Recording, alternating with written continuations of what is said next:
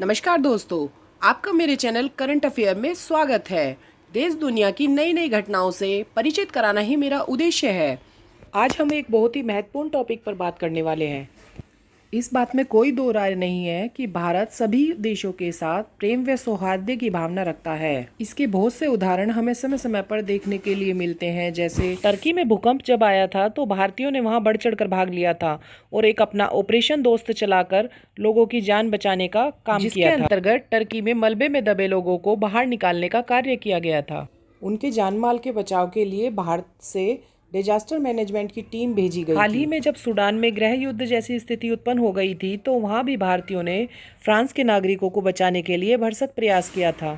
भारत समय समय पर इस प्रकार के अनेक सहयोग के कार्य करता ही रहता है। कोविड के समय में भारत ने कई देशों में अपनी दवाइयां व वैक्सीन भेजी थी। तो हमारे प्यारे भारत की नीति है जो उसे अन्य देशों से अलग करती है।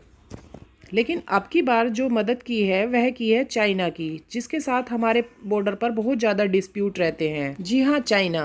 भारत का उस चाइना की मदद करने का कारण क्या हो सकता है? ऐसी क्या परिस्थिति उत्पन्न हो गई कि उसे चाइना की मदद करनी पड़ी, जबकि चाइना के साथ हमारे इतने ज़्यादा डिस्प्यूट रहते हैं? वह पूरी घटना क्या होगी? इस प्रकार के ढेरों सवाल हमारे दिमाग में आते हैं जब हम इस घटना के बारे में सुनते हैं।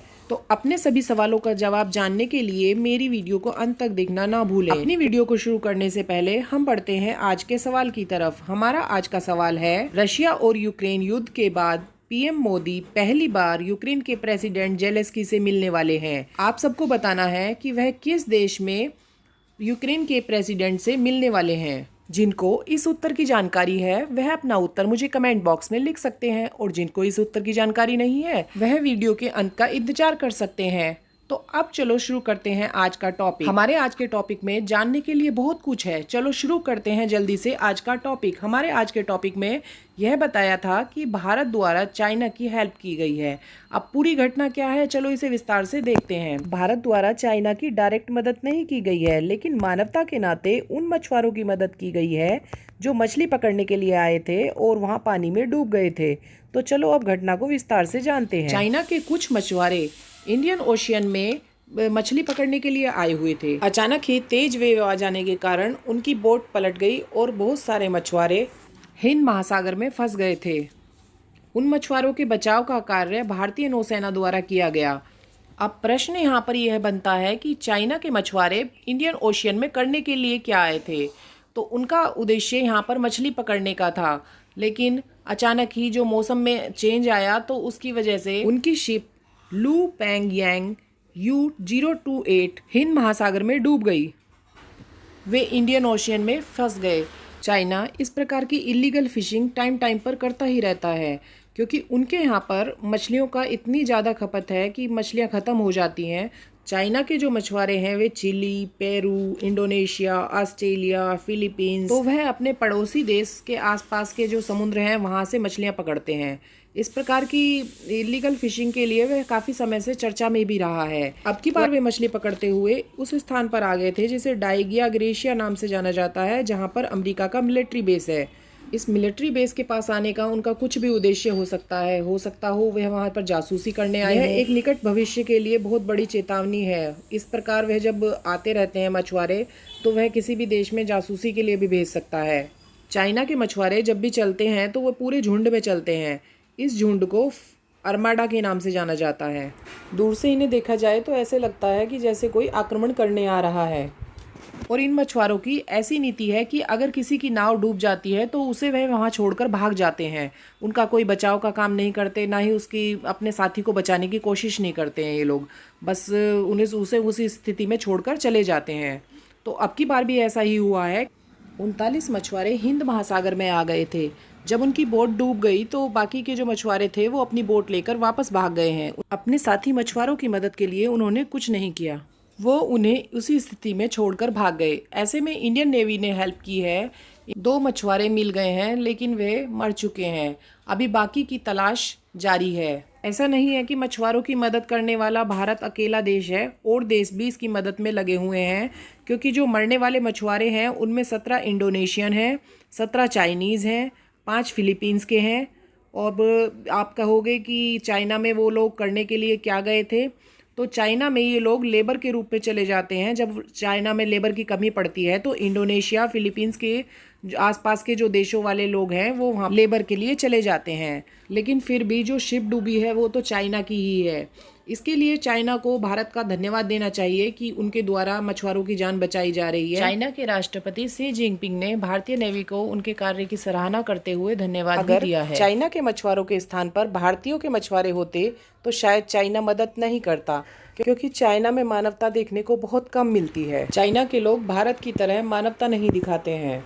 अब बात करते हैं ये चाइना के मछुआरे अपनी जान जोखिम में क्यों डालते हैं। मछलियाँ पकड़ते पकड़ते चाइना में तो आ गई है मछलियों की कमी, क्योंकि चाइना सबसे ज़्यादा मछली की खपत वहाँ पर होती है। वहाँ पर मछली खाने वाले लोग सबसे ज़्यादा हैं।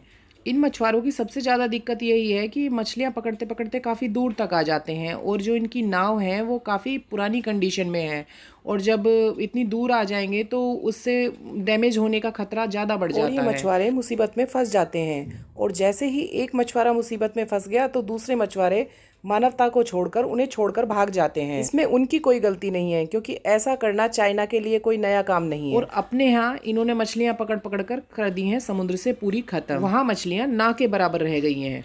यही कारण है कि चाइना के मछुआरे इलीगल फिशिंग करते करते किसी भी दूसरे से देश की सीमा के सागर में घुस जाते हैं। जहाँ तक मेरा मानना है, यह आने वाले समय में एक बड़ी चेतावनी भी हो सकती है, क्योंकि जिस प्रकार वे बॉर्डर को पार कर जाते हैं, जो कि बहुत ही अहितकर है, आने वाले समय में ये सुरक्षा की दृष्टि से बहुत ही खतरनाक हो सकता है। आप लोगों के इस इलीगल फिशिंग और भारतीय नेवी द्वारा जो मानवता के नाते मछुआरों की मदद की गई है, यह सही है या गलत है? कृपया इसके बारे में अपने विचार मुझे अवश्य बताएं। आपको मेरे द्वारा दी गई जानकारी कैसे लगी, कृपया मुझे कमेंट बॉक्स में लिखना ना भूलें। अब बढ़ते हैं आज के सवाल की तरफ। हमारा आज का सवाल था कि हमारे प्रधानमंत्री माननीय नरेंद्र मोदी जी यूक्रेन के राष्ट्रपति से किस देश में मिलने वाले हैं? इस प्रश्न का उत्तर है हमारे प्रधानमंत्री यूक्रेन के राष्ट्रपति जेलेंस्की से जापान में मिलने वाले हैं। अब मैं आपकी जानकारी के लिए यहाँ बता दूं कि जापान में इस समय G7 देशों का सम्मेलन हो रहा है। इस G7 सम्मेलन के लिए जापान ने हिरोशिमा को चुना है। जी हाँ, हिरोशिमा, यह वही हिरोशिमा है जिस पर अमेरिका ने एक बार परमाणु बम डाला था, और परमाणु बम डालने के कारण जो बिल्कुल तहस महस हो गया था। लेकिन आज वह हिरोशिमा एक पूरा औद्योगिक क्षेत्र बन चुका है। भारत G7 का सदस्य नहीं है, लेकिन वह निमंत्रण पर गया है। आप लोगों की जानकारी के लिए मैं यहाँ बता देना चाहती हूँ कि ऐसा पहली बार नहीं हुआ है कि भारत G7 सम्मेलन में भाग लेने के लिए गया है। वह पहले भी G7 सम्मेलन में भाग लेने के लिए जा चुका है। रशिया और यूक्रेन युद्ध के बाद ये पहली बार होगा जब राष्ट्रपति जेलेंस्की भारत के प्रधानमंत्री नरेंद्र मोदी से मिलेंगे, और इस बात को क्या भारतीय बल्कि विदेशी मीडिया भी बहुत बढ़ चढ़कर कवर करेगा। तो देखते हैं ऐसी स्थिति में क्या होने वाला है। इस वीडियो के बारे में आपके जो भी विचार हैं मुझे कमेंट बॉक्स में ज़रूर लिखें। आपका मेरे वीडियो के अंत तक बने रहने के लिए बहुत बहुत धन्यवाद। मेरी वीडियो को लाइक, शेयर और सब्सक्राइब करना ना भूलें। धन्यवाद।